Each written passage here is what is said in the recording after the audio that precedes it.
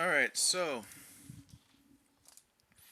this is my project. As you see here, I have a few widgets: health, level, live, score. Um, I'll show these later actually. So when I open my project, if I press exit game, boom, it closes. When I open the project and I press new game, boom, it opens. So Um, when you touch the menacing red diamond here, you lose 25 HP and 10 score. And then when you click the green diamond, you gain 25 HP and gain 5 score. As you see, my variables are already updating. My health updates whenever it increases or decreases. My score changes whenever that increases or decreases. And my lives change when the player dies, because it calls the death function or player death. So all these functions are updating. You can even see in the top right the level widget. But if I die real fast, you can see here now I have the widget exit game or return the title screen. Now, if I go into new game, you can see all the values reset. Now, score saves between level loads, but score does not. It resets when game over occurs, and everything is completely reset. As you see, my score changed when I walked into the red diamond. So if I really quickly open level 1, then I think it's in, might be here. No. Okay, where is it then? Oh, it would be in here. So with level, you could see here it whoa, creates a level widget, gets the player, then it sets it to this object reference, and then it adds it to viewport and sets it as visible. It's going to get the level name and return that value to update level name UI. Update level name UI is going to take the string, send it to the level store, which basically is just a widget, and it's going to, I think I already said that. It's going to take the level store, take the string, that's going to send it to update level text, which is in the level widget, and then that's going to set the current level name from the string we got, and that's going to automatically update the text. So anytime we go to a new level, it would set the level's name there. So that is, don't want to close that. That is that. So if I go to my health component, you can see here it has this same thing here. It checks if you have UI.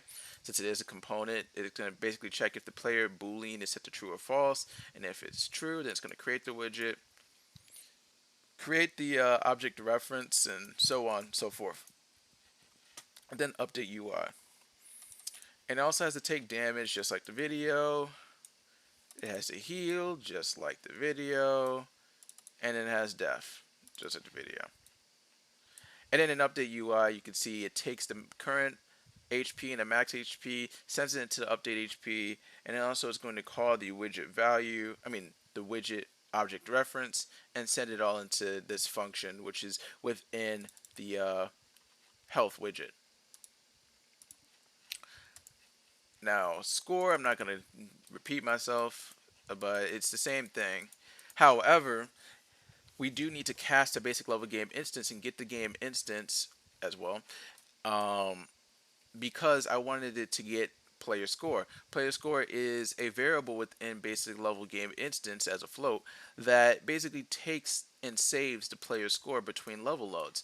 If I made it a component or a variable and I saved it in the player, um, anytime I did get, open level by name, then it would reset that value. Because of this player score and player lives, I have a way of saving, keeping these values without them resetting without my permission. They only change when I do set player lives, or um, just I directly say I want to change this variable, right? Singletons are just a really great way of accomplishing this with the game instance. It's as long as I have this game instance, I have a way to save these variables safely within my project. Um,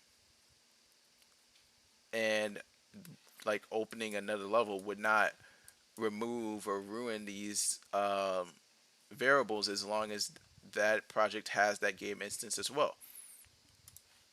So if I go into score, oh, I already had that open. Sorry. Um, it takes the player score and it's going to set that to the current score and it's going to send that to change score UI. Now the reason for this is, like I said, when I open a new level, I want the score not to reset, and this is what it is accomplishing here. Um, Basically, player score is just a good way for me to store the player's uh, value, the player score value, right? And it's going to send that to score num, and it's going to do the same thing that all the other widgets did.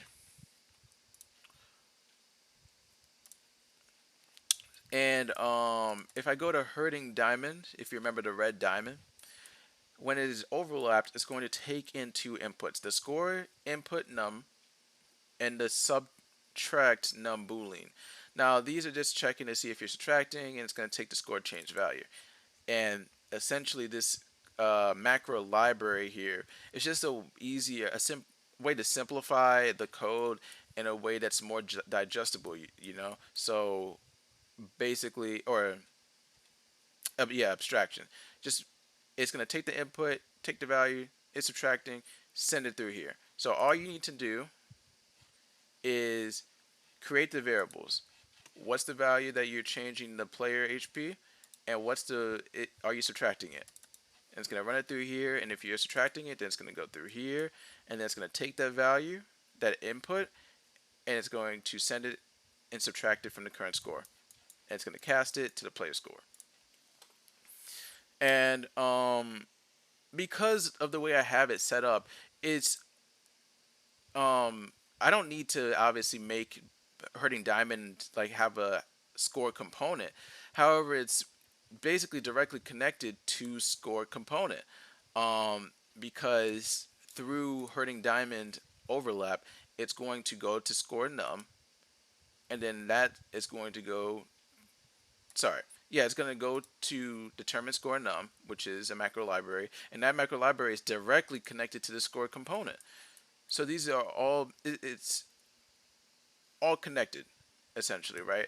Which I think represents encapsulation in some way. I'm keeping um, my score changing objects um, next to, not next to, but connected to my score component, which is directly connected to my player. Just trying to keep everything near each other or in one place, because you can already, all you need to know here is you read score subtraction value and you know that, okay, well, we're just subtracting this value from current score. So that I think encompasses encapsulation and abstraction to some extent. And then with components, they communicate. I shouldn't have closed all that, but with components, they communicate with objects in the way that you can essentially use objects as a way to update your widgets, right? Because you can, as soon as you make a function in your widget uh, score, if you make a function like I shown in the project, update score num, then as long as you call that function, then boom, you can connect variables, text, and anything of that sort to your widget, right? Um, so I guess that's a way that they communicate. I think that answers your question. And aside from that, the last thing I need to show is my build documents, packed content, Windows, and if I go into module one, you see here, new game. It's a little very laggy. But if I click new game, it's laggy because I have Unity. I mean Unreal running in the background as well. But oh my lord, it's so laggy. Okay, I'm gonna close this because it's definitely it's because I have this project open in the background. But and I'm recording it. Whoa. So I think that's everything that the rubric asks for. Um, yeah, yeah.